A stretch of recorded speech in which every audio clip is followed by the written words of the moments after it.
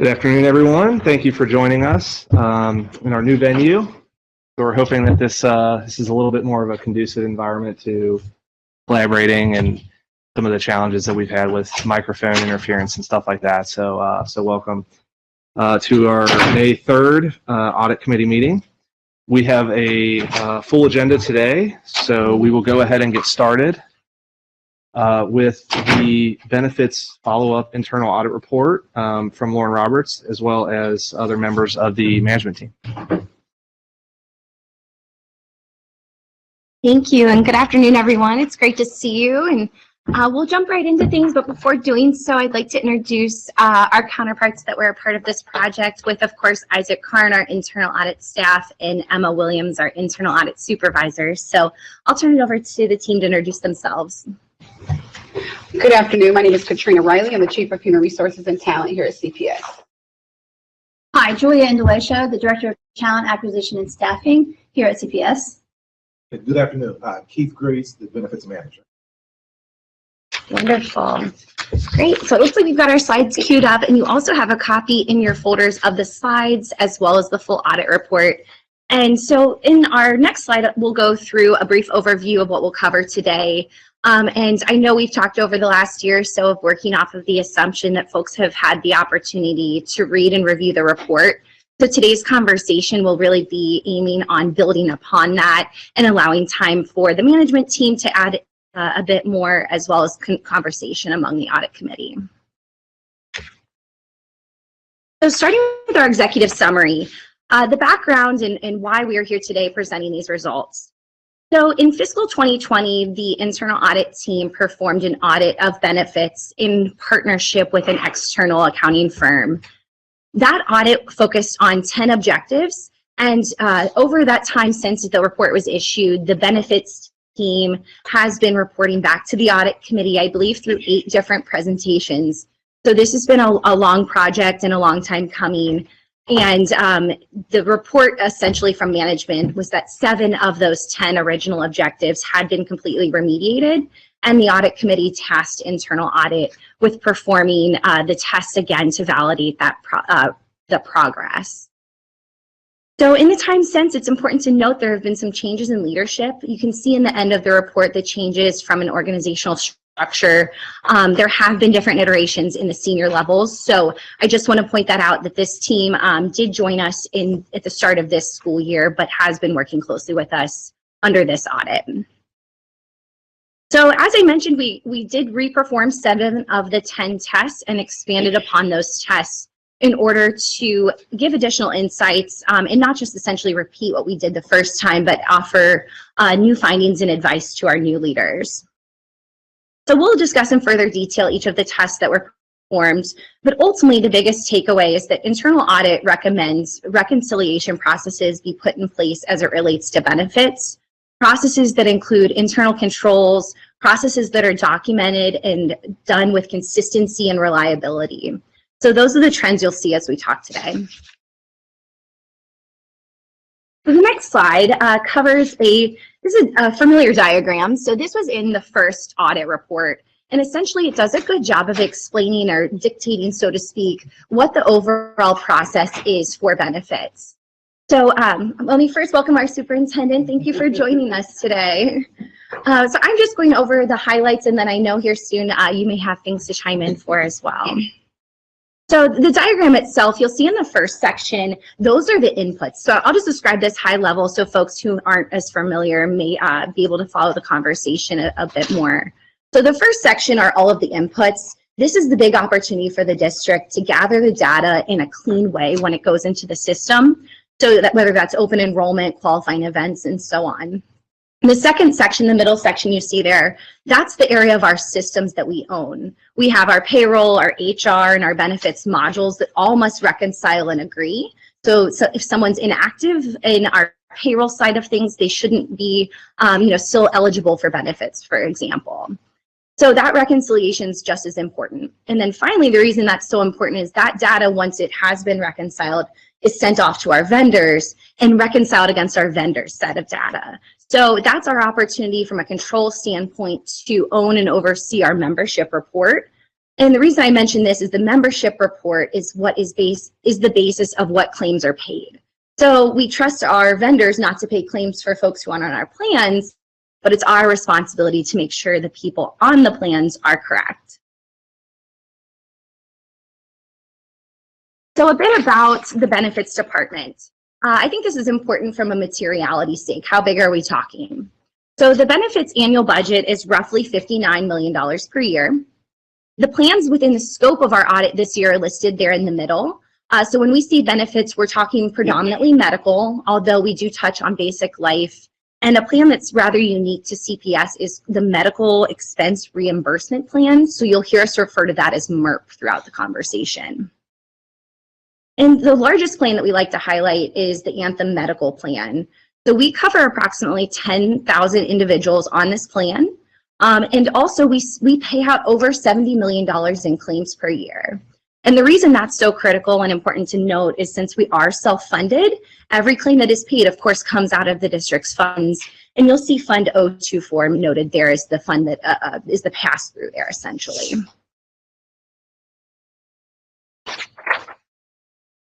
So this table summarizes objectives 0 through 4, and I could go into a lot of detail, but I really will just hit the high points of the 10 objectives. And at the conclusion of the presentation, I open up and we can dig deeper if anybody is interested. So objective 0 was one that we formally added to this follow-up audit, and it is really important to be noted in a formal way is that it relates to the documentation and execution of consistent processes. And so what we found through this year's audit is there are not formally documented processes in place for the benefits areas.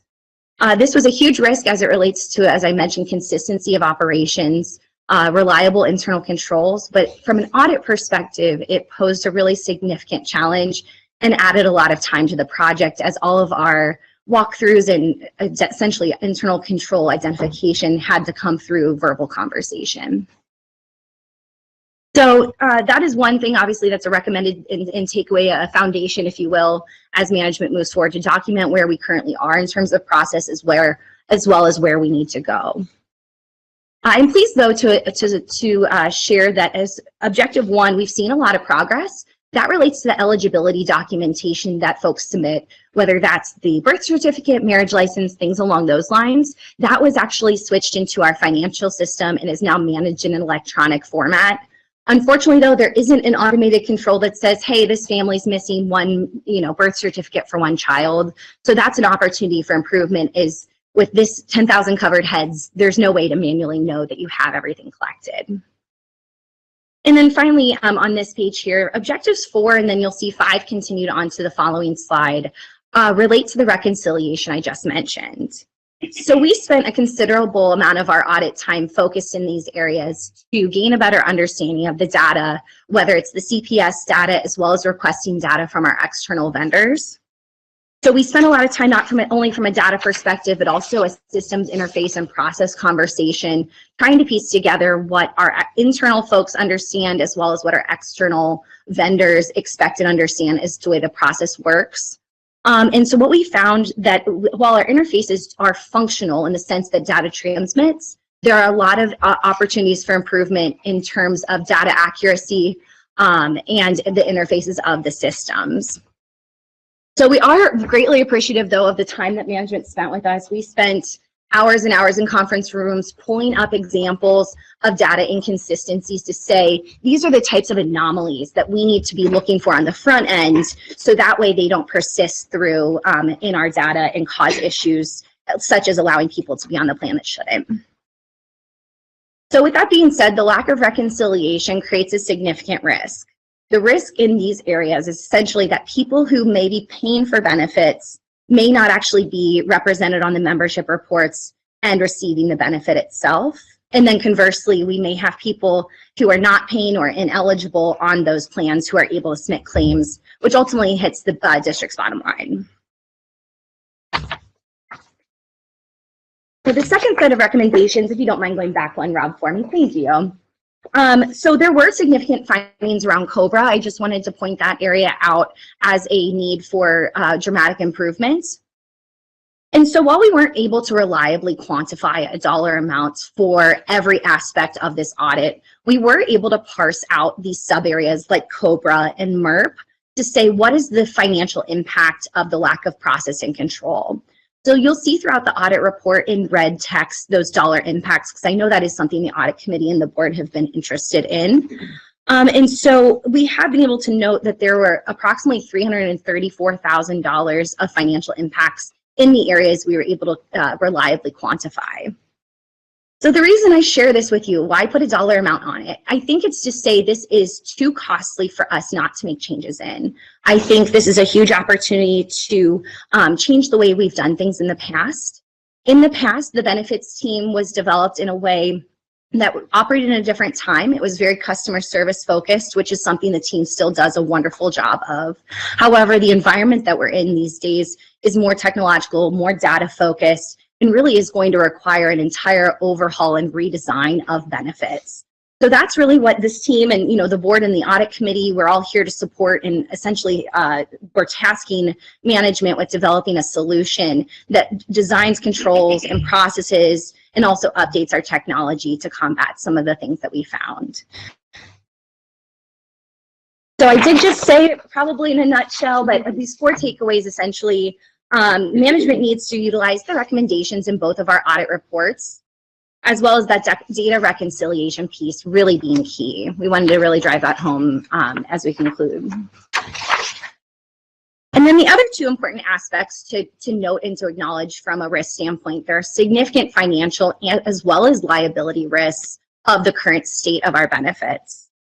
And the piece that really I think this team is going to talk a lot about in these next sections is who is going to own and really lead this work. And that's the really, I think, the key to getting to a successful place. So with that being said, I'll turn it over to our management team. They have a lot to expand upon the audit report. Thanks, Lauren.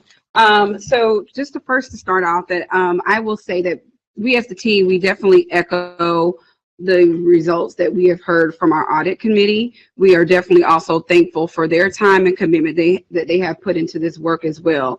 I will say just to initially start off by saying that I started here in July 20th, actually, 2022. And what I noticed immediately being here, having done this work previously in other districts, noticing that similar to what Lauren has already referenced, that there's a clear evidence that there was a lack of documented systems and processes in place in the department as a whole, not just benefits, but I will say that for our entire department. And also just to extend from what we were able to find during this time is that again, we agree that has caused some significant challenges in the areas of benefits. And we are in partnership with what the audit committee has found in terms of what our recommendations are as a management team. Here on this slide, we have begun our management responses by saying again that we echo what the team has already recommended is that we take advantage of looking at the audit report from 2020 as well as 2023 to make sure that we are totally addressing the root causes of the challenges that exist in the department. Also, we are also in agreement in recommending that we prioritize data reconciliation.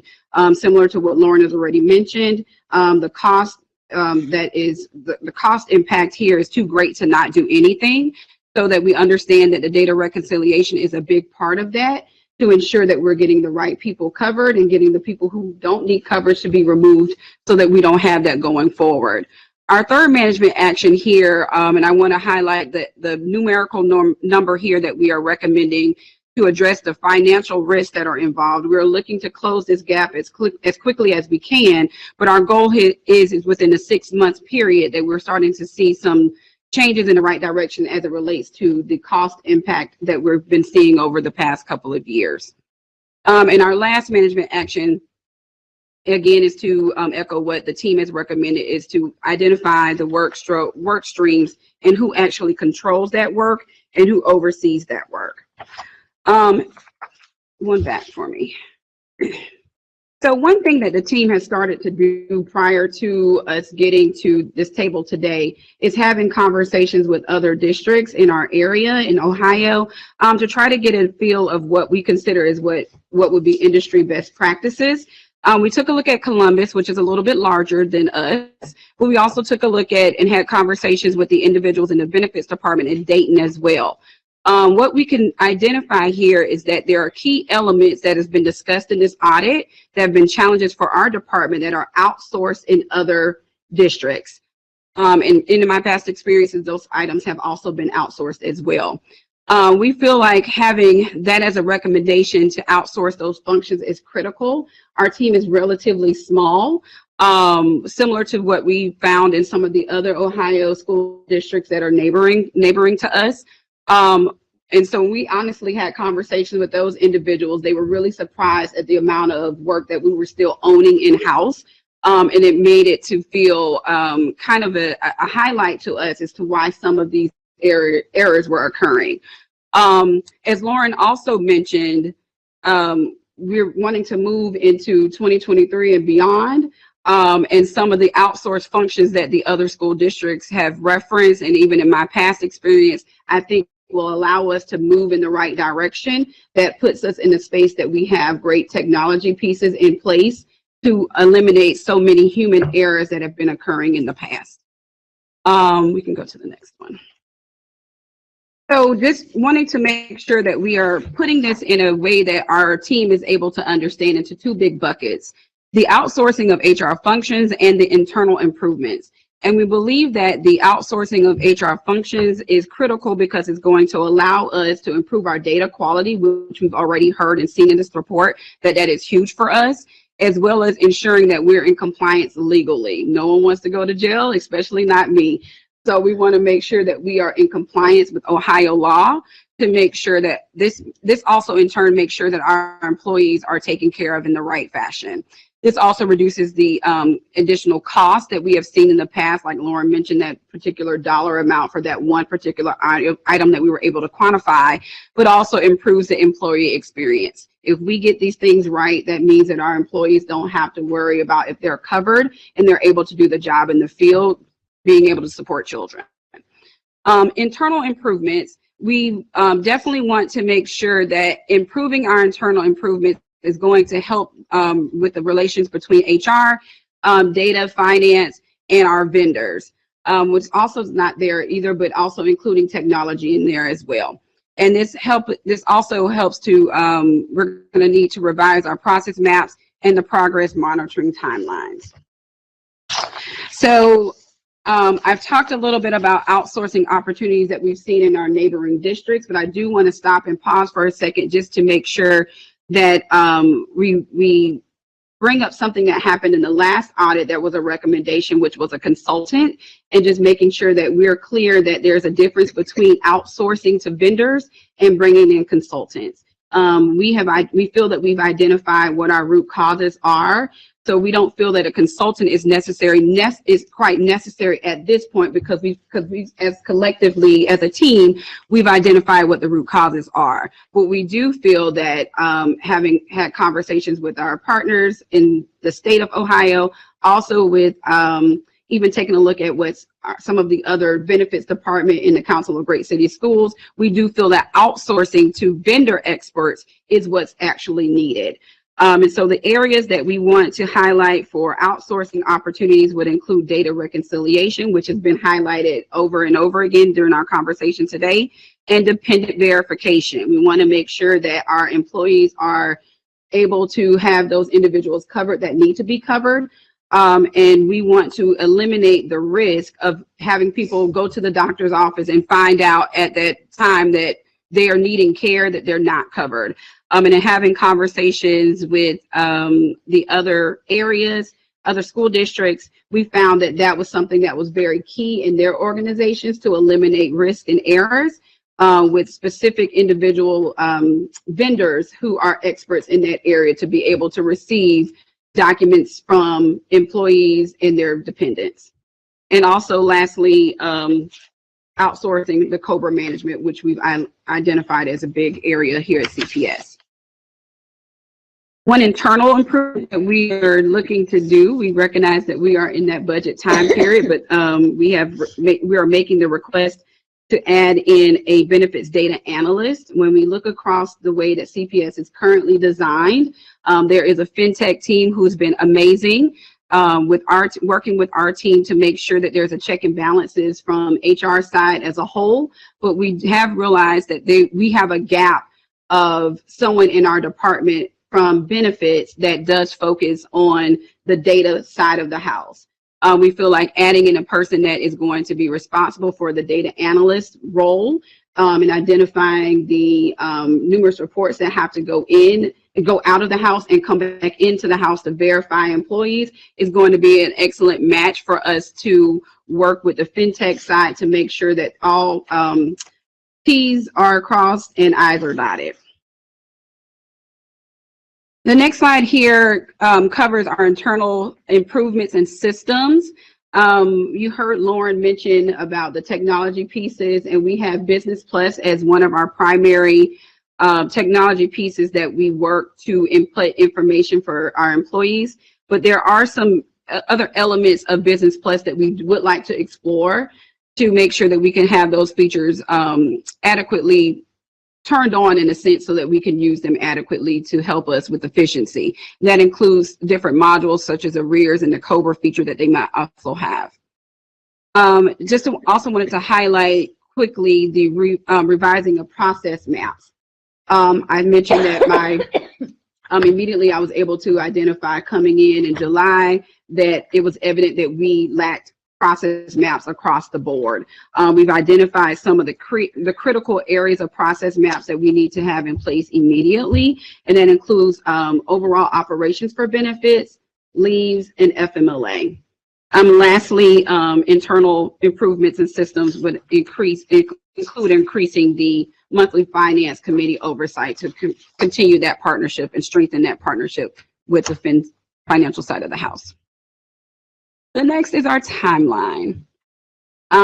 We are trying to be very aggressive. As I mentioned before, the 6 months is where we're giving ourselves as a goal to see an improvement in terms of cost.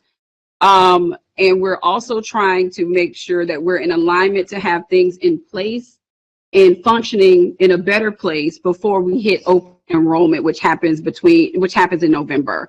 So you see things that are highlighted in blue, which indicate our pre-work that needs to happen, including issuing the RFP, posting the job posting for our data analyst, reviewing all of our processes, having onboarding and training that's necessary. All of that is designed in those months, May through August, to make sure that we are prepared for open enrollment, because that would be our true test to make sure that we have all our new systems in place to receive adequate documents, review who should be in place and have coverage and who should not. So our plan is to have this as our timeline. We also recognize that this is contingent on what happens in terms of our budget overall. And this is just our summary slide to what success looks like for us as a team. Number one is having our accurate and efficient processes with data process maps, reviewing those bi-monthly so that becomes a regular cadence and expectation for the department. Data validation, which we can't say more enough about, having the reconciliations done properly. We feel that having expected outsourced individuals to help with that could make sure that that's a reality for us. And lastly, making sure that we're fiscally responsible, because overall, making sure that we have the right individuals covered, those who shouldn't be covered, not covered, definitely overall saves the district money, and we want to make sure that we're being financially responsible in that area.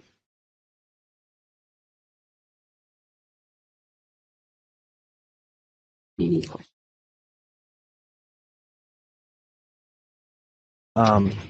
I have a couple of comments and questions, but I'll let the board members, if you'd like to ask any questions or have any comments first. Anyone else from the audit committee?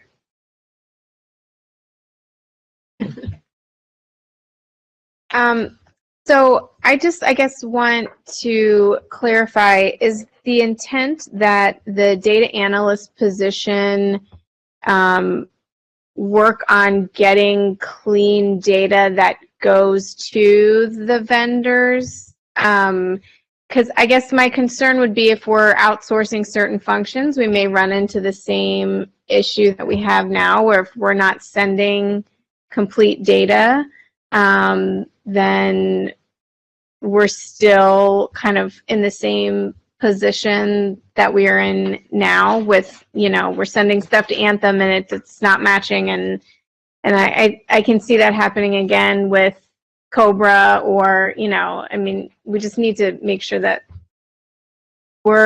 our data is complete. So is that how you envision the role of this data analyst position? I do. Okay. We envision the role of the data analyst to serve as the individual who is responsible for the compliance piece and working with the team for pre-reconciliation. So we envision that person being the one that can do the spot checking, to review all the data entry that does go in, and then have conversations with the benefits team about any errors that he or she may find. From there, that person does do the reconciliation on our side of the house before reports are issued out to the vendors. And then also having the conversation with other school districts, the particular vendors that they have recommended or that they use. They also serve as a second or third layer of reconciliation, of reviewing to make sure these are the individuals that should be covered, these should not. And then that data analyst can be the person that helps to dig deeper with the team to find out where the errors may have occurred. Thank you, and good afternoon, everyone. Thank you, Ms. Riley, for sharing and giving the feedback. I think the one thing that I would like to add to that question is, Ms. Riley touched on it just a little bit, but the board members would also share with you that one of our areas of focus as a part of my evaluation on the reorganization. And so as we think about that, Ms. Riley referenced protocols, processes for human resources that are really not existent at the level right now that they need to be. So there's work for us to do on the front end of that, even before it gets to the data analyst portion, because we recognize that we have to right size HR as an organization right now in terms of just basic data input. Right now, we have a couple of people that are inputting data. When there is a reference here to Business Plus and the modules that are not being used, because those modules are not being used, data is having to be input several different times, which then brings you to human error.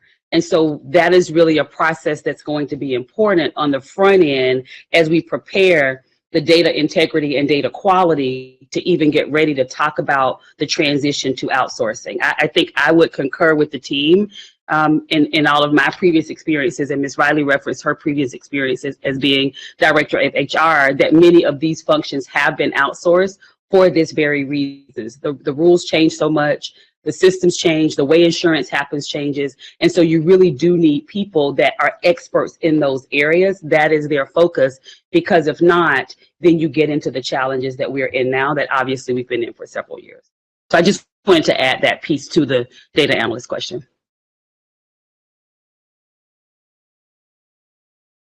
I know this is one we've been working on for years, so I appreciate the update and appreciate that a lot of people on the staff weren't here for a lot of that journey. So you've come up to speed really quickly, and I appreciate that. Mr. Roberts, I just wanted to follow up on one point of the number you cited of the cost impact was 30,000 on a budget of 30 million. Was that right? So yeah, just to correct, it's $334,000 in total. So that was just where we could conservatively calculate the financial impact. Okay. I misheard, and I was No, saying, apologies. well, if we're only at a I misspoke. 0.1% error rate, then maybe this is not the right problem for us to be solving. So I appreciate that. Yes, and I apologize if I may have misspoken. I think it's important. It's 334,000 that was identified, not what is that we don't know about, right? Yeah, I think that's an important thing to note, and we want to be conservative, and as auditors, you could only want to state you can truly stand behind. But when we talk about the risk is that we pay $73 million out in claims, we cannot reliably say to what degree there could be error, but we can say we lack internal controls. So I think we just apply kind of that professional judgment to say there's a real need there. So I have a question about the 73. So you're self-insured, right? So how are we comparing to the amount that we're allocating each year? How are we coming out? Are we under? Yeah, that's a great question. So that actually relates back to our Auditor of State's audit this past year. And I think at our last meeting, we discussed the management comment around the underfunding of Fund 024. And so I know, not to put Kevin on this spot, but he may be able to, if you feel comfortable, speak to that a bit more. And I know Jen's on the call as well.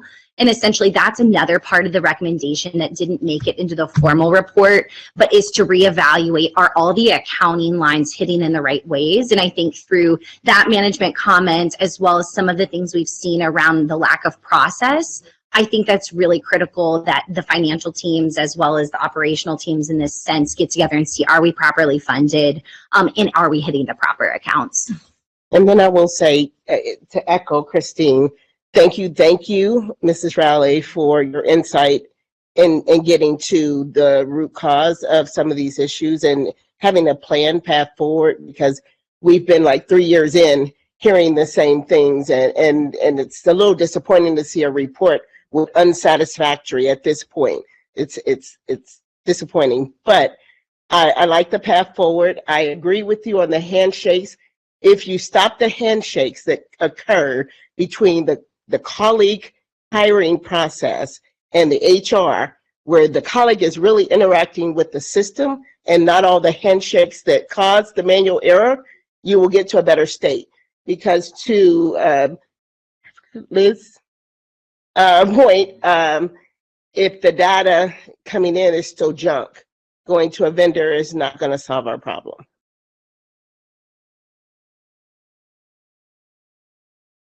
I'll probably reiterate a few things, but again, thank you, Ms. Riley. This is probably a more robust initial response than we've had in the 8 presentations that we've had over the last couple of years.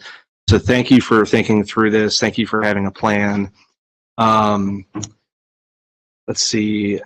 We definitely want to reiterate the outsourcing is not consultant, because we have gone down that path. It was not pleasant. Probably, yeah, I'll leave it at that. It was not pleasant. I do like, I will say, the part about monthly finance committee oversight, so that, we only meet every couple months, and so the finance committee can hold the management team accountable to this timeline. I do love the timeline, to really put, to have accountability there for that. And to reiterate, some stuff in the report and what Lauren said earlier, customer service has been a good focus of the team. And that's really important, right? We have a lot of employees, we have a lot of dependents in these plans. And so we need to be making sure that we're working with them, but the taxpayer and the other folks, the stakeholders of the organization, are also really important. So that's why we get down to this whole, it's too costly to not make changes. So I think we're all getting the point here. And, I personally am not a benefits expert, so I read some of this stuff and I'm like, I don't have the solutions. So I'm happy to hear that you're going to find vendor experts that can help in that area. And maybe my final question is for Lauren. We'll meet again in June. There's going to be some things that are going to happen between now and then. We're certainly not going to recommend another audit right away, because we need time, you need time. So have you given any thought to your team's involvement on a go-forward basis, and as well as what do we look at in another year or so in terms of what the audit committee might consider coming back to the table and saying, how or have things been going? Yeah, that's a perfectly timed question. When Ms. Riley and I finished up just touching base earlier today, I said, just a reminder, you tell us what you need from us right now as we go into these next steps. So the immediate is that we have, so many resources, so many details we can share with the team to get them rolling. And then I think I may look to our management leadership as these first, 6 months or these first timeline rolls out as to how we can be in support. And then perhaps as management reports out to the audit committee and finance committee, I should say, we can start to see jointly when it may be helpful and appropriate for internal audit to come back and revisit. It's something that we did the last time that I think would be successful this time is kind of teaching the team how to self-audit as well. So it's these little self-checks that the team can do along the way. And so that may be my short-term response, and I certainly will, refer to our management team to build upon that. But that's my perspective. I completely concur. I think that the most important thing for us to do as we start is to get the timeline rolling, so that in June we can at least give an update for where we are. It is important right now because there are budget implications for us, and we are in the process of working with our treasurer to make sure that we are submitting recommendations to our board for a balanced budget. And so this is very timely for us to have this conversation. And then once we get on the other side of that, I think after that, June, July, August. August will get us right on the heels of where we would be looking to go as we prepare for open enrollment. So I think giving just a quick process update at the next for each of the audit sessions. I think a year from now, we should really have some really good information because we've been doing the process updates, because we've been reviewing the progress. And so really, I'm thinking in a year and a half, that would really be the time to say, okay, this is where we were. Now we're getting ready to go into another fiscal school year. Let's go back and audit to make sure that all of the systems and processes are working as we think. What I would like to also offer, though, is, as we think about auditing, we're also thinking about how we are determining what the plan is, implementing the plan, and then monitoring the plan. So I would like to think that if there is something that's happening, to Lauren's point, if there is something that's not going the way that we think, we are able to determine that information and share that prior to an overall review audit again a year and a half from now. And that's when we really know that our system is working like it should. So I definitely agree. Comment. I think I echo what everybody else has said. We really do appreciate, boots on the ground running and putting together the timeline related to this. The compliance brain in me, though, is there a reason why? I know that this is their follow-up, and there are a lot of recommendations, and there were recommendations in the first report. Is there a reason that we haven't elevated, because we've heard various iterations of the why, what's going on, root cause, and all of that, why we hadn't made more of a formal corrective action plan going forward, to your point, so that those things can be monitored on a more regular cadence versus the big audit report every year or year and a half. You want me or you? So I'll speak from May 2nd. Like yesterday was my 1-year anniversary, by the way. I want to share that with everybody. And so I would say from that time, one of the things that we found as Lauren and I met as a part of my transition, a part of our initial work, honestly, was keeping the district moving. Some of the individuals that were key, that were a part of the audit process, as you know from the last presentations that you've had, both of them left the district. What we found through the audit process in terms of working with the consultant is that there had apparently been some recommendations made during that time that we were challenged to receive because of how the relationship went at that time. So it may seem like we were picking up from 2023, from 2020, but in all actuality, in many of the areas, we were really starting over to make sure that we were validating what was already provided and that we were working together in a path that would allow us to move forward. As Ms. Riley shared, she started in July. She was initially transitioning in July in a different role. And when we had the opening, because she was recently out of Director of Human Resources, it was a need that we had in the district. And for us, school started in August. So the primary focus at that point was making sure that all of our systems were rolling together so that we could get individuals in place, we could get school started, we could get our school staff.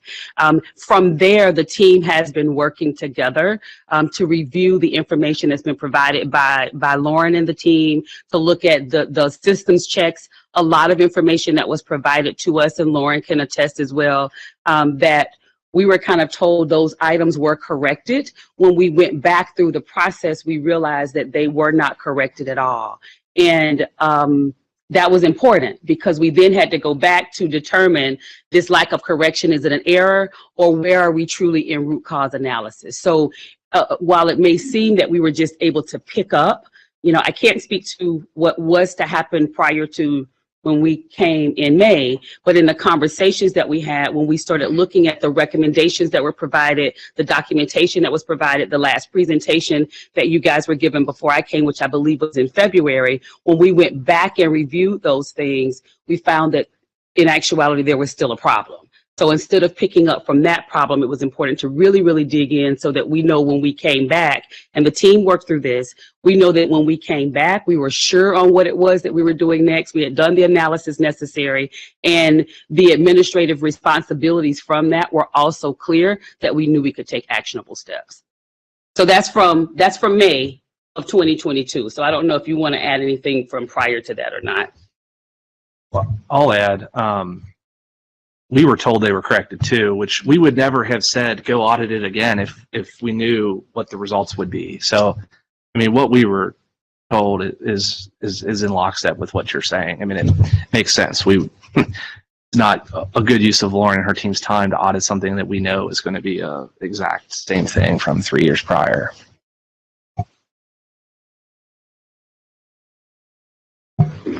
Anything else from the audit committee? Okay, thank you. Oh, I think it's important to point out that throughout this whole experience, the audit committee has been completely frustrated and completely perceptive that something was wrong in the reports that you were getting, and the frustration that you felt was obviously genuine and well-founded. And really the district should have taken much more of an effort to read your both bold and also between the lines writing in your frustration. And I think it's important to note, as the superintendent did, that the board back in fall, the only 2 operations as such, besides the instructional mission of the district that we're holding the superintendent accountable for, it won't be a surprise to you, but still, transportation, my favorite T word, and HR. This has been a problem in this district for any number of years. Understaffed, underprepared, the wrong people in the wrong places, and the right places that would not be able to do very much about many things. We did some things very well, and many things we didn't. And I'm interested just from a standpoint of, I don't know, I think this would be a board point of view. I know it's mine, is I really want to know what is really meant by outsourcing, not today, but what that really means and the impact of that regarding our own employees and organizations. But also, besides that, as we reorganize benefits department, how does this impact reorganizing the entire HR piece? Because obviously something's been wrong for a long time. Those would be, I think, 2 of the things I'd say. I don't know if Mr. Craig has anything to add. I believe he does. I'll just add a real quick thought on the fact of, in thinking about reorganizing and putting people in positions that match the work that needs to be done. I think one of the frustrations that's always been about our district is how we recruit and retain folks. And a large part of that is the difficulties people have with managing the processes to both come to the district and once you're here, staying in the district. And that other places have made it easier for them. And so when it's made easier to recruit and made easier to retain, you have less, it means you have less turnover issues. And that's something just our district historically has really struggled with. I mean, dating back to my short days out of law school, when I worked in the general counsel's office, there was a problem then with trying to figure out how do you maintain folks in their own systems and people understanding processes. So I think as much as we can streamline and make it easier, make it simpler, it'll make folks work better. So, improve the quality of work and the efficiency of work, which one of the first conversations the superintendent and I had was around how does our HR processes go from here? Because we recognized at first week I started on the board was when we had to send students back home because we didn't have enough teachers in our schools. We didn't have a way to get subs to our schools in a reasonable fashion, and we didn't have clarity for folks who even wanted to become subs to then learn to become a sub and apply to become a sub. And so in some of those things, we're improving. This is another area where part of HR that we are working to improve so that we become more of a pillar of how to do it and less a example of how not to.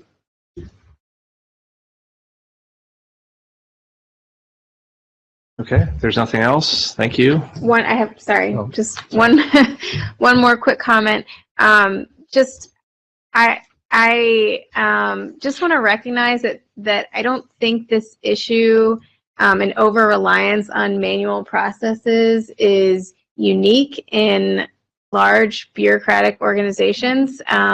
It's just what it is. And we're in 2023, but that, in organizations this big that are potentially under-resourced, it takes a long time to catch the technology up to maybe what like private companies have that just seems so obvious, so clear, so easy.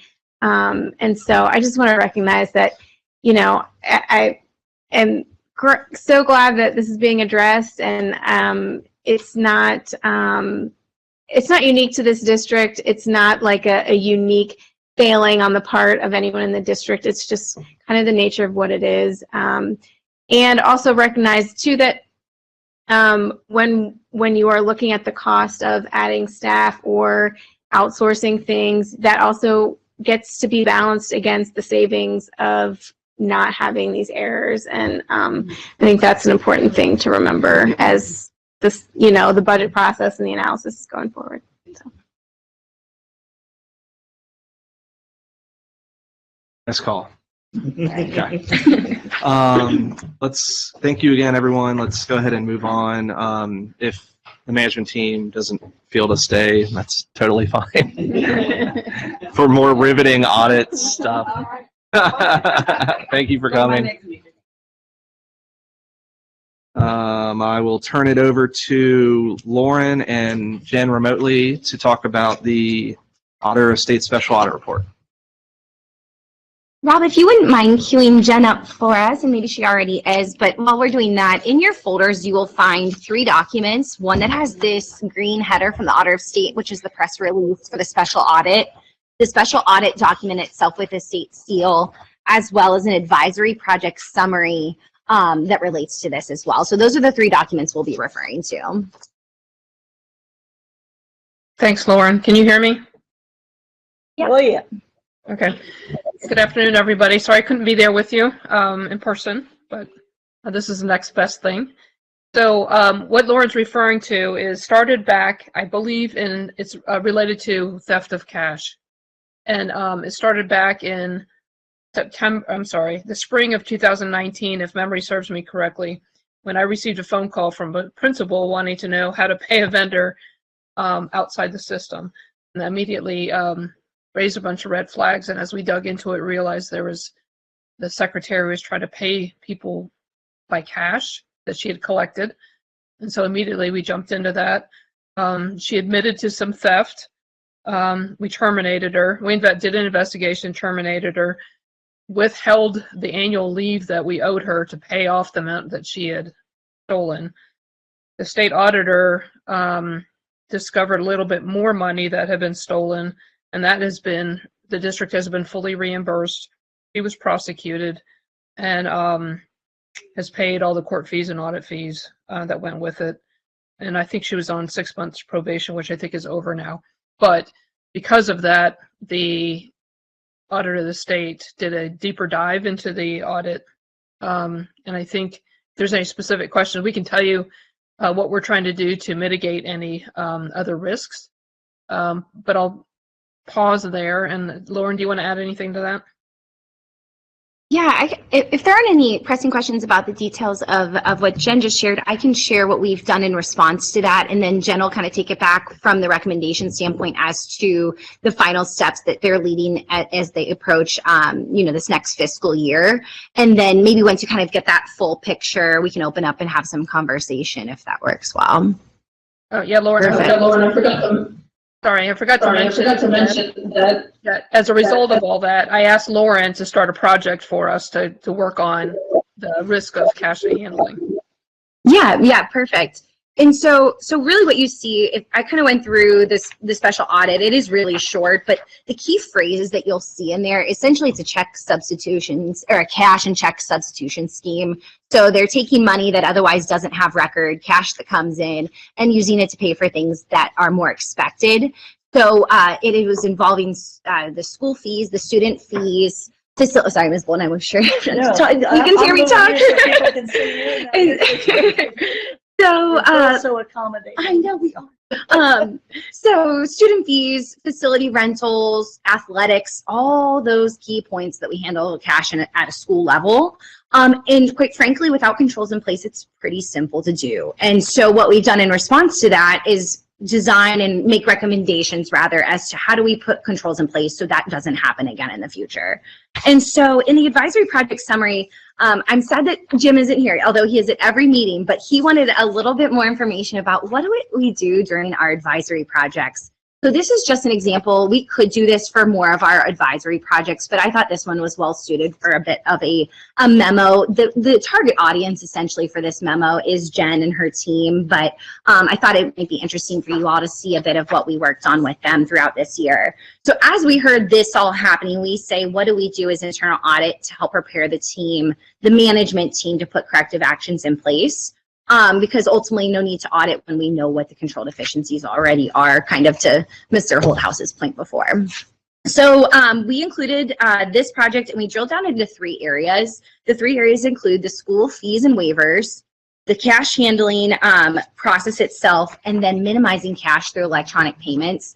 So I made a quick bullet point list of 2 takeaways per area, and I'm happy to expand, but I think you kind of already, with everyone's background in the room, can see where this is going. So a lot of the memo goes through like a process walkthrough of what school fees entail, what it takes to waive them. Essentially, it's very laborious. It's a long process, a lot of uploading, only to subsequently waive based on income standards. And so we said, why do we do this? And so, there's a lot of risk in this process in that the people who are collecting the fees, these school fees, are also able to waive in the system. So segregations of duties there need to be corrected. But also what we did is we said, how much are we really collecting through this process? And ultimately, how much is this costing the district? And is the net value truly worth it? And so what we found, and Isaac did a great job analyzing the data from this pay schools system and found similar to benefits, other areas where data integrity is really important and needed. We learned through this, we could not clearly articulate how much is collected for base school fees because you have the lost textbook and the whatnots all mixed in. And so really when it comes to school fees, I think, Jen will expand on this, but we're at this point of saying, do we invest in this to say what's the cost benefit? That means next year we're going to need cleaner and tighter controls just on data input in order to analyze something of value. But that's kind of a management decision that I think she can explain a bit more. But if you do decide to go this route and pursue school fees, we need to have that data cleaned up. And of course, I mentioned the segregation of duties needs to be corrected. Moving on to the broader sense of school cash handling, when it comes to where can audit play a part, we've for many years discussed going out to the schools and doing cash audits at the school location. The thing that we found through this project this year is that there is a lack of training and understanding at a school level. And so again, why go audit something you already can deduce what the answers and results may be. And so instead we've jointly said with the management team and Jen in support of this as well, for them to design a mandatory training for everyone who handles cash in the district. Right now and historically it's been a voluntary training opportunity that not many participate in. And those roles do have a rather high turnover as well. And so I think that's a critical improvement the team has made. And then finally, developing some accountability. So first, internally. So when someone's drawers don't reconcile on a monthly basis, they're brought in, that's corrected, because that's a red flag when it comes to internal control. Is there cash missing or is it a misunderstanding of process? And then finally, once we get to the point from a management saying, we're seeing notable improvement. Let's get internal audit out there and do some more robust auditing to say, okay, now that we've got the foundation in place, how do we make it even better?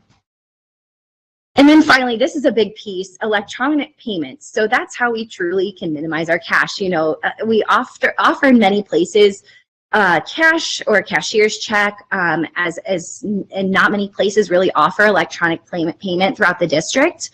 However, this past year, electronic card readers were installed at all of the school locations. So that's a huge improvement. But where we're missing and lacking is the parents who just want to hop online for non-school fees. They can do that for school fees, which is great, but other stakeholders who just want to hop online and make a payment, that doesn't exist right now. And so we've worked really closely with the management team to identify areas that would benefit. So speaking of benefits, COBRA, that would be a great thing for our COBRA folks to be able to just, you know, log on and pay us in secure payment more readily. And so the final area I will briefly discuss is donations as well. So there's a whole spin-off project that we started to become a part of, and there's probably going to be more to come to Finance Committee in that regard in terms of policies, because there's just never enough policy. But the crowdfunding has really become such a big thing and something that gets out of control in a big organization. So an electronic payment, singular place that says this is the blessed, if you would like to make a donation to the district, this is the blessed portal to do so. So this is a bigger, broader project, but I think through just this more informal advisory work, we were able to hit the big areas, and I think Jen can speak to what her team is going to do and kind of take and run with this work. Thanks, Lauren. So you're right. So you already touched on the fact that we immediately started implementing credit card readers in all the schools and centrally here, because we collect cash here when somebody wants to come in and get their academic record from 1930, right? We charge for that fee. And the district has been adamant about not using credit cards because of a bunch of liability issues. But as everybody is going into online procurement and online business, we decided to dive in and take a look at it. So we're going to be doing the RFP for the online payments. The complexity is there's 5 or 6 different departments that we have to coordinate with that, you know, like the early child department charging tuition. We have the benefits department with COBRA. We have the customer care who does background checks and takes cash for that. And so it's a little bit bigger of a job than we just thought about with student fees.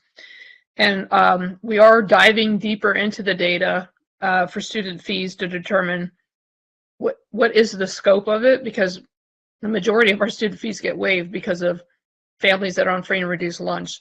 So we're going to look at the cost benefit analysis. Are we really spending more money chasing after little dollars than that provides value to the district? The data that's being entered at the school site, it's hard to tell the difference between what was cash received versus what was waived, because they're not following instructions in a standardized fashion, which is when we started the online training. And now we're going to be making it mandatory. But Lauren is right, there is a huge turnover in these positions, and they report to the school principals in this day and age. So we're trying to figure out a way to get them at the beginning of every school year, make them go through mandatory training, and make them do it every year, because it's just too important to ignore. So any other questions or comments? I have a couple of questions. So obviously, like true cash is susceptible to fraud. So that's why we're having this conversation. But it would be helpful to know how low or high of a dollar amount to whether we need to even worry about it as an audit committee. I think we're kind of saying that already. I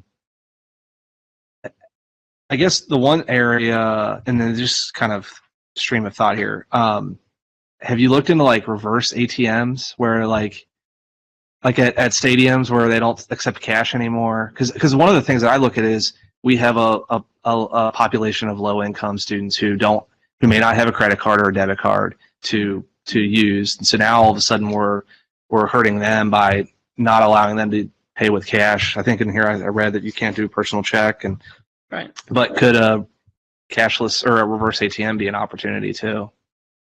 You know, that's funny you mentioned that because I was having this conversation with a family member not too long ago because all the theme parks are doing the same thing. Nothing, they take cash for anything. So we haven't really dug into it, but it's interesting to research. So I'm glad you brought that up because while the push is very easy to just jump to, like, let's go cashless, and everybody in this room would be thrilled about that, and I don't have to go to the ATM the night before my son's field trip is due to get $26 for his field trip, you know, because it's pretty much one of the only things I use cash for is school activities, which is pretty telling, I think. But we do need to make sure of the community that we're serving. There is a local startup here that has been trying to tackle this issue called Pay Theory, and they've been working with schools. I don't know how far they've gotten kind of into that penetration, but they are former bankers, like Fifth Third, so like quite successful, not just, you know, the 25-year-old startup folks. So I can probably make some intros there because they were really trying to tackle this whole issue of going cashless while still preserving an option for underbanked families. Thank you. We'll look into that. I am also curious. So, what kind of controls are you looking at for? It seems like the whole receiving cash and then waiving is like a very easy, but also very difficult to design a control to that. Curious to hear your thoughts there. Are you asking me? I'll start real quick, and then Jen, I'm sure we're going to probably say similar things, but I think the challenge we've seen, like Jen started to explain, is that the folks that handle cash in the schools report to the principal. So that's the first challenge from like a control understanding and implementation with consistency. The other challenge we've faced with this control is, like you said, it seems simple, but in these front offices, sometimes that's the only person there. And so as we've looked through the solution, it is quite challenging. And I'm sure, Jen, do you want to answer the other half of that as to how do we overcome that and some of our ideas? So right now, monthly, we're actually walking through the monthly bank statement because, you know, in years past, we had issues with reconciling our bank statements. And part of that is reviewing the cash drawer issues where we're seeing a pattern. So we're sending the AR team out there to help problem solve and reteach. But, you know, I don't know that we'll be able to mitigate it completely until we get rid of cash.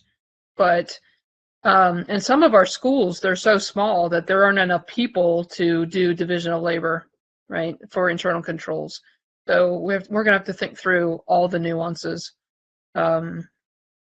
And there's so many different entry points where cash can be handled. It's going to be a pretty complex map. And I think to add on that too, one of our hopes is that if we minimize the need to waive by essentially, we've talked through reducing, instead of uploading fees for every student in the district, let's upload for those who don't meet the low income threshold. So now all of a sudden we're not waiving 80%, we're maybe dealing with those one-off situations. And this is probably a conversation management needs to have in terms of workload, but perhaps for the schools that don't have the second person, can our central HR team be the one who waives then? And so those are some of the things we've been exploring, but it seems so simple when we first sat down to this, and then, you know, you look at the reality of things as it always is, and it's much more complex. And I do want to acknowledge Ms. Bolton because I can see it on her face, but she's been saying for years that the school treasurer should be reporting to the treasurer. But that just hasn't been the way it is in reality, because at each school, you know, there's so many things to tackle once I took over the department, but each school there's like a lack of standardization in each school office because each school office has a different personality. And so there's not one role that does the same thing across all of our schools. So that's another challenge and something to look into. And we can certainly use this experience in this report to affect some of that change. So that was my question. So the kids that are on the reduced lunches already, you don't automatically waive them. They have to go through this process. So you built a process that you know you're going to waive the majority of those already. So Yeah, okay, it's crazy. that Yeah. it's crazy. And just to explain why, because that was another one of our why why do we do this? And so Jessica Shelley, our student dining services director, is like a walking rule book. She knows every law, and so we call her in. And it is truly a USDA law that the income provisions for meal purposes federally cannot be utilized for any other business purpose. And so that was just one of those, oh, well, we can't just use that list moments. So I just wanted to explain that, because these are all these nuances with school districts and compliance that still continue to surprise us. And then the next thing I would say is, I know that the dollars may be low, but I think the impact to our public persona, image is much more something that we should be concerned about, because if we're expecting or wanting people to give, and then we're on the news hearing that people have stolen from the very underprivileged that we're trying to give to, does not fit well with those donors. So I think it is important, even though it may, I don't know what the impact is. And the last thing, games. Like, I went to a game at Moeller, they accepted no cash, everything. And so I know you can't, that goes back to, we need to have some form of being able to handle cash for the kids at the school. But I don't normally have cash. So when I go to games, which is often, I can't support unless I remember to stop at an ATM. So in this, are we thinking about having electronic cash credit at the games? I know we don't now allow them to purchase game tickets except for online. So how do we also move into? Yeah, there is some software out there that some districts are using where they allow the parents to like pre-purchase prom tickets and game tickets and stuff like that, and it's simply a barcode on their phone, and so they just get barcoded in. And so that's another project that we're looking into in terms of this holistic issue.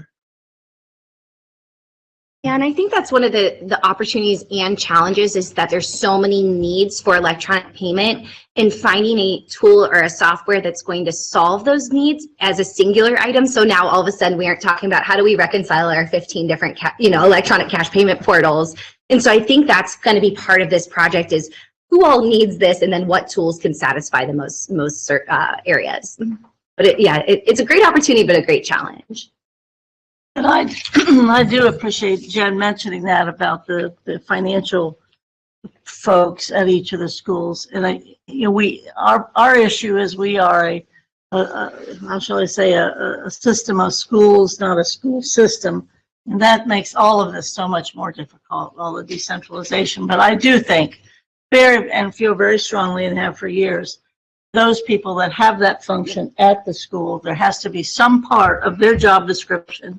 If that's all they do, or if that's a part of what they do, that part has to somehow connect to the central financial hierarchy. It just has to. And I just hope we can get there someday. And the schools that are so small, first of all, if they're that small, they probably shouldn't exist, which is another issue regarding our own financial economic capacity. It's called consolidation or whatever. But I do think that somehow there could be someone that helps them, as I think you suggested, overseeing that or helping those folks out where there may not be enough personnel. But this should be much more simple than it has been. Talk about year after year. Yep. I just wanted to throw one idea also out there, and I think we talked about it in budget and finance meeting, is just there are things that we can do especially for our students, such as ID cards, similar to what universities are doing now, where you can put funds onto the card.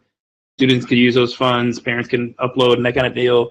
It's a way to take, and so there may not be one solution that fits every need, right? But there may be a combination of 3 or 4 solutions that ultimately get us to the point where we've addressed all those needs.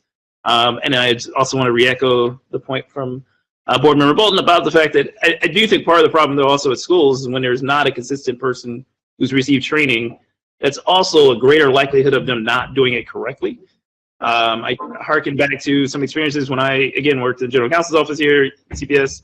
is that you have folks who are doing for a good purpose, raising money to send kids to be able to do some of these programs where other school districts were sending, paying for them thousands of dollars on their own.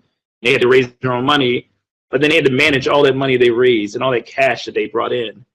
And if you don't have someone who's really managing that in the correct way, or who knows the proper steps to do it, even, that's the higher likelihood of it getting screwed up or getting put in the wrong places or being used inappropriately.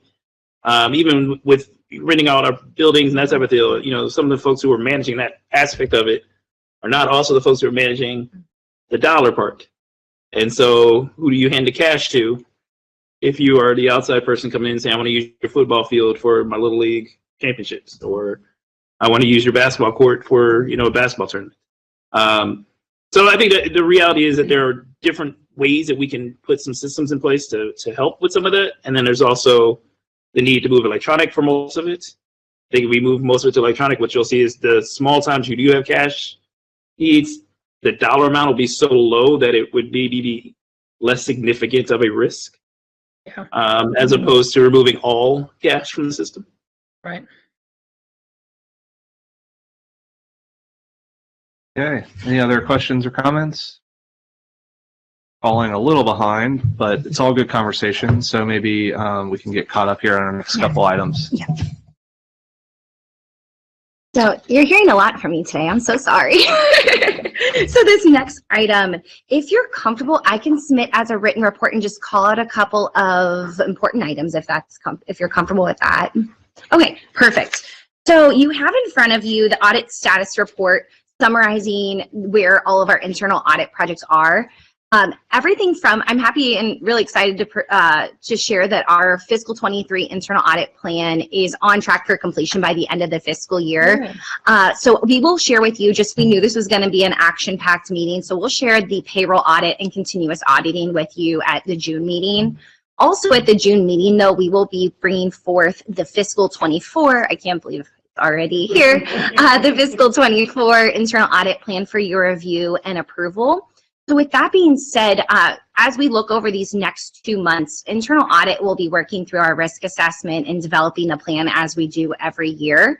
This year we've engaged, so we're already under contract, we're ready to roll. We meet with them tomorrow, actually.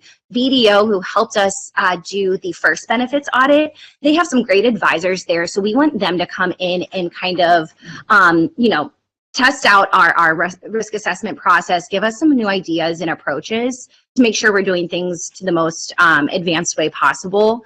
And during that time, you may see some emails from me reaching out and from our team reaching out. We would really like to incorporate the input of the audit committee and the board members in a way that's convenient and useful. I know we did a survey last year, but I don't want to just send that out without making sure that's the best way to do things. So just kind of keep an eye out as to what's to come, but we really want y'all's input. As we do have a lot of great new leaders here, we also have a lot of history with our members in this room. And so I think some of that historical information you all can bring will be super helpful. And so finally, really important call out on external audit. There's an update of what's been completed, but our grants team just shared with us that there have not been any federal or state issues or compliance notes in fiscal 23. And I just think that's, a lot of times we focus on the things that need the attention, but I think that's worth celebrating. So that's our very quick audit status update. And then a housekeeping of sorts would be my final evaluation. I know we did my mid-year in December, but it's time again. So I respectfully request that you submit any feedback regarding my performance to Dan Holthouse by Monday, May 8th. And then he'll use that week to get the final page of this document completed and over to our HR team for submission. And while that is a tight turnaround, if there's any opportunity of feedback that you'd like to provide me or meetings, we're just trying to grow every year. So I really appreciate the feedback and support. So almost caught us up. I appreciate that. I would like to reiterate on the external audits. I think periodically we do acknowledge this, but this organization is a very audited organization. And so whether it's internal or external. So it's for those in the public that might be listening in, there are a lot of people that do look at what the district does and to continually have clean audits from external folks is a testament to the work that goes into this, and that should not be overlooked.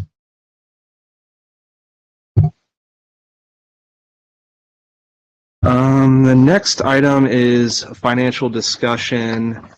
In our information is a number of slide decks, but also ahead of this meeting, we did send links to videos and minutes of the last couple finance town halls that Jen has done with other folks, as well as the Finance, Budget, and Growth Committee meeting, the minutes and the videos. I have found those to be, while lengthy, very important to understanding district's finances, what's going on, the budgeting process, which I have a hard time getting my head around, just all of the work and efforts that go into the budgeting process, especially at a time where we're trying to get back to a balanced budget. So with that, I think, Jen, if you have any other comments there, I'll open it up to the group to ask any questions. Well, actually, let's start with Jen. Do you have anything to add to that? No, thank you for your comments on financial town halls. I went into them kicking and screaming, but I'm actually enjoying them. And so we actually have another one coming up on the 18th. Is that Eve that we scheduled for the LSDMC? Yeah. So it's fascinating to watch the amount of public interest in this year's budget that we've never seen before. And so it's exciting. I just answer questions. So, what are you all laughing at? What? No, nothing, Jen. It's Brandon's fault, so just blame him. Yeah, it's been wonderful, and It's been wonderful.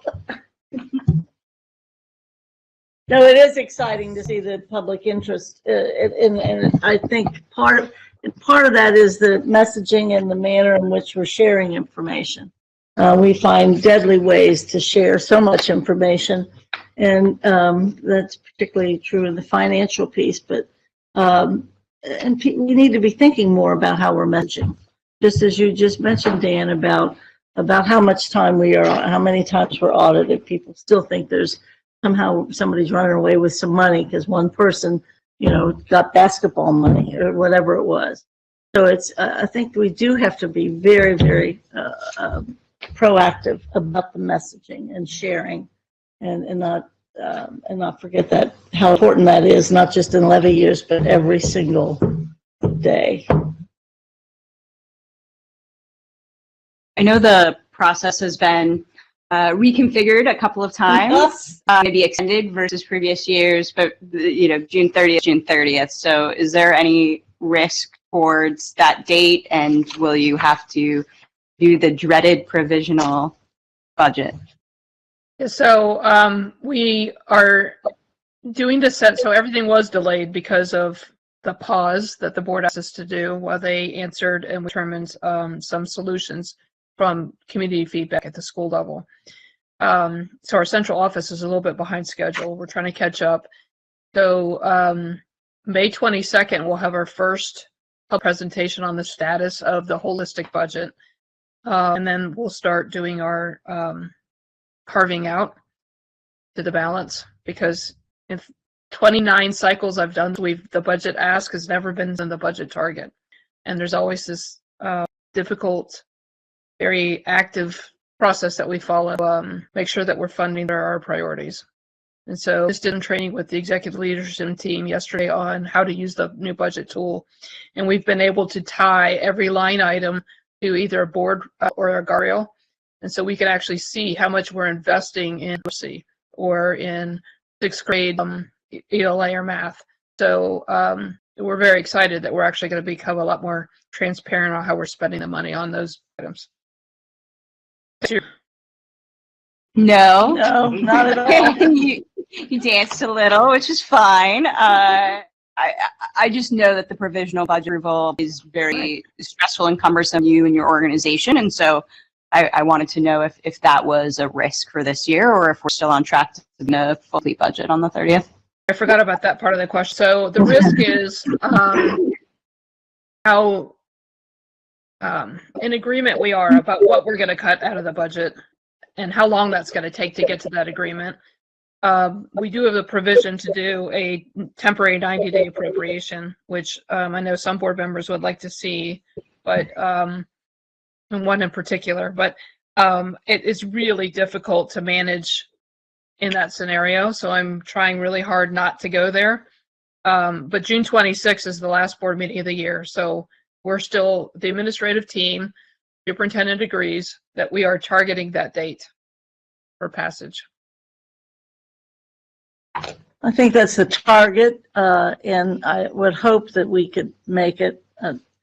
I do want to say something. One of the reasons it's not just that this was delayed, was not just the pause that we had to have because we were having an insurrection at the field level among all different schools. And so we got started late because the board decided that it wanted to do some more self-analysis and evaluation, which was important, but when we would normally have our budget opportunity as a board, we chose to do something else back in I guess the fall, was it, Jen, or whenever it was? Yes. That was it. And then also what you've seen in the last year too is that we had a system that we've used, and thank goodness Jen's been here and whatever. But then when you have a brand new leadership team that has a completely different philosophy of leadership than what the district has had before, and that's one of the reasons we wanted somebody from the outside to help us move us through this. That collision was just ugly. And so I think that we've been working through finding ways to find a common path. And I think we're going to benefit, and hopefully we'll benefit without the 90-day. But also we could not have gone forward in the condition that we were in on the Ides of March, so to speak, back on mid-March. So fingers crossed, and we'll all determine not only what you all recommend administratively, but also how we're spending that ESSER money. Yeah, so right, and the challenge is trying to get back to the balance, but to our revenue value, right? In addition to absorbing things that are coming off the ESSER cliff, in addition to losing the student wellness monies that used to be a state grant outside of the state funding formula, and the last biennium budget formula put student wellness inside the formula, which means it's now subject to the state share. So instead of getting $12 million a year on student wellness money, we're getting $3 million because we're considered a wealthy district. So it was a little bit of a bait and switch on that formula. So we're trying to crush all these things that we had access to into a more balanced budget. Now, the good news is the House passed House Bill 33, which is the next version of the budget.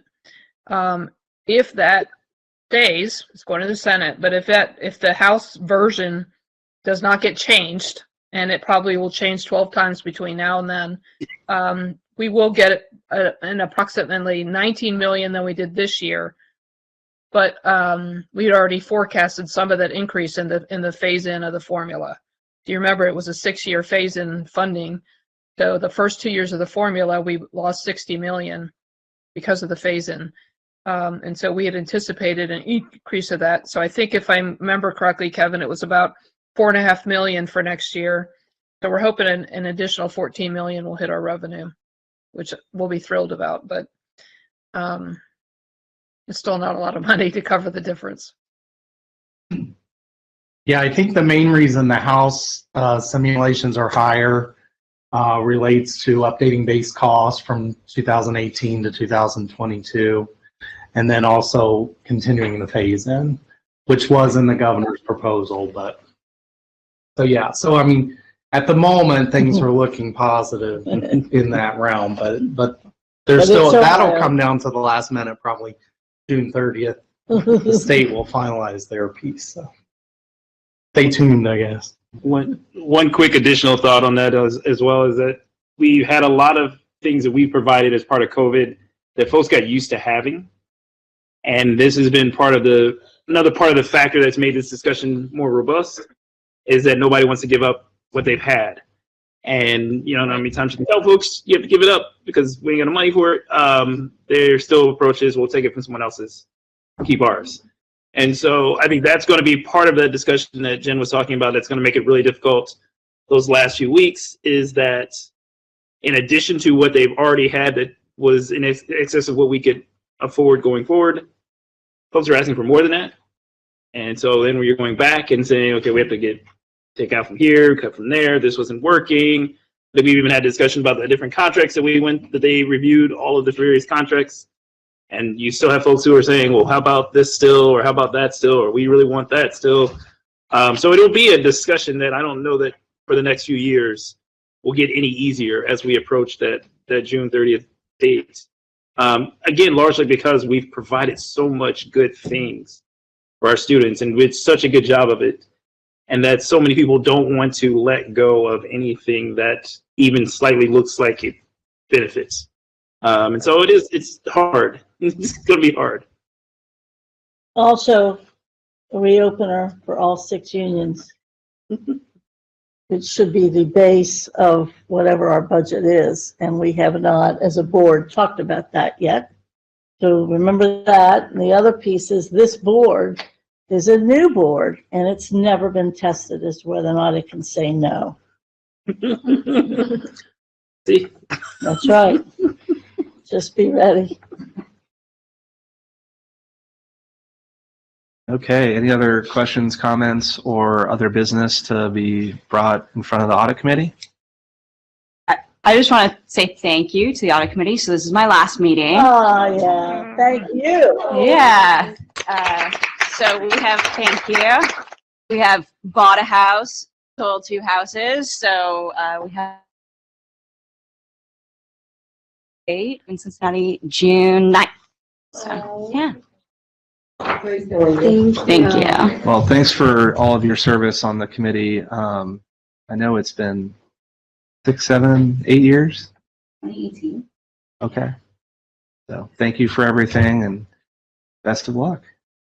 And your work with Preschool Promise, and your work with so many other issues in the district. It's awful that you're leaving. Good and bad. Good and Absolutely. bad, for sure. I'm sure. Thanks, Christine. Okay, well, with that, our meeting is adjourned. And since none of you